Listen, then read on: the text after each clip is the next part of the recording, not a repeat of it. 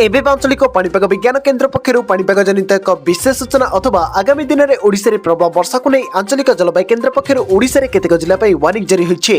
तेबे वर्तमान जहाँ सूचना मिली ओडिशा रे 3 दिन प्रबल वर्षार संभावना रही। चाषी मान सतर्क सूचना जारी कर पाणीपाग विभाग पक्षर। तेबे आगामी दिन में ओडिशा रे प्रबल वर्षा रही बेले ओडिशा रे केउ सब जिले में अधिक मात्रा यार प्रभाव पड़ो एवं जदि वर्षा हुए यही वर्षा केउ सब जिले में एवं केबे आसीबो ताने वीडियो रे संपूर्ण अपडेट पाई परिबे। ता पूर्व वीडियो को लाइक करंतु, चैनल को सब्सक्राइब करी पाखर थिबा बेल आइकन को दबाई ऑल नोटिफिकेशन उपरे ऑन कर रखंतु, जहां फଳରେ लेटेस्ट पाणीपागर सटीक सूचना सर्वप्रथम हम चैनल रे आपण पाई परिबे। तबे लेट न कर चलंतु खबर उपरे नजर पकाइबा।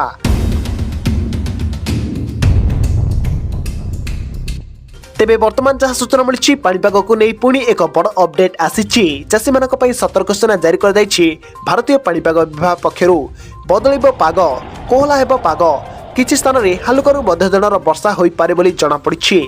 आसंता 22 तारिख जाए राज्य में वर्षा को सांग को कोहला पाग हेबा नै पाणीपाग विभाग पक्षर आकलन कर चाषी मान परामर्श दि जाइछि विभाग पक्षर।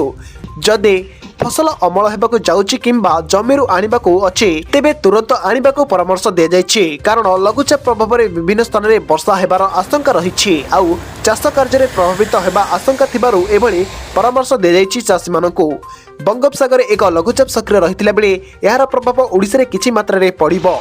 आसंता काली राज्य में कोहला पाग हेबा नै संभावना रही। या परे बढ़िबो वर्षार परिमाण। आज राज्य में किछि किछि जिले में हल्कारू मध्यम धरणर वर्षा हो पारे।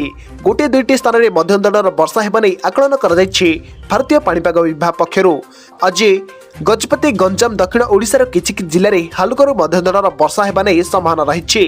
सेपरि 19 तारिख में बढ़िबो वर्षार विस्तृति। उपकूल सह दक्षिण ओडिशा रे हेबो वर्षा। सेबळे डिसेम्बर 20 सारा राज्य में वर्षार संभावना नहीं सतर्क सूचना जारी कर 22 तारिख जाए राज्य में लगी रहिबो वर्षा। चाषी मानक पई सतर्क रहिबाकु परामर्श दैछि पाणीपाग विभाग। वर्तमान बंगोपसागर सक्रिय थिबा लघुचाप प्रभाव में राज्य को बंगोपसागर वायु प्रवेश करिबो फल यथेष्ट परिमाणर जलीय बाष्प आसिबो, जहाँ फल राज्य में कोहला पाग सांग को वर्षा होइबार सहायक रही एवं चाषी मानक पई सतर्क सूचना जारी कर विभाग पक्षर।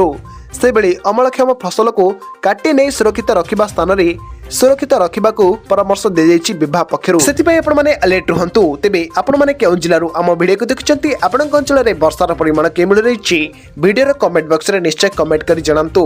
तेबे एहा तिला आज मुख्य खबर। जदि वीडियोटी आपण मानको भल लागिथाय ताले वीडियो को लाइक करंतु, संगसाथी मान वीडियोटी को अधिक मात्रा रे व्हाट्सएप जरिया रे शेयर करंतु। जदि हम चैनल रे आपण न अछंती प्रथम थर पय हम चैनल रे आपण वीडियो देखिचंती ताले चैनल टी को सब्सक्राइब करी पाखर थिबा बेल आइकन को दबाई ऑल नोटिफिकेशन उपरे ऑन कर रखंतु, जहाँ फल लेटेस्ट पाणीपाग सटीक सूचना सर्वप्रथम आम चैनल रे आपण पाई परिबे। प्रे रिपोर्ट स्वागत ओडिशा।